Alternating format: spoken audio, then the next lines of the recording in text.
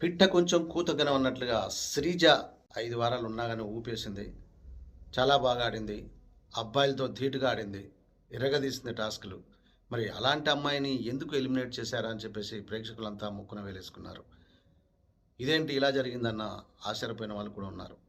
కానీ ఇది ఓట్లేస్తే తీసేసే ఎలిమినేషన్ కాదిది. వైల్డ్ కార్డ్ ఎంట్రీస్ ద్వారా వచ్చిన వాళ్ళతోటి, వాళ్ళ అభిప్రాయాలతోటి, వాళ్ళ ఒపీనియన్‌తో హౌస్ నుంచి పంపేయడం, ఎలిమినేట్ చేశారు. ఇది నిజంగా ఎవరికీ నచ్చలేదు. శ్రీజ రీ ఎంట్రీ ఇవ్వాలంటూ చాలామంది కోరుకుంటున్నారు.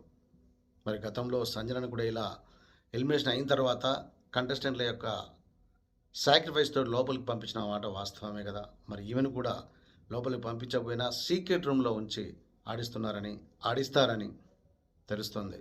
బిగ్ బాస్ అదే చేయాలి. చేస్తాడు కూడా. ఎందుకంటే అందరూ కోరుకునేది అదే. శ్రీజానికిపై మనం సీక్రెట్ రూమ్‌లో చూడబోతున్నాం. ఇలాంటి లేటెస్ట్ అప్డేట్స్ కోసం please do subscribe normal media. Thank you.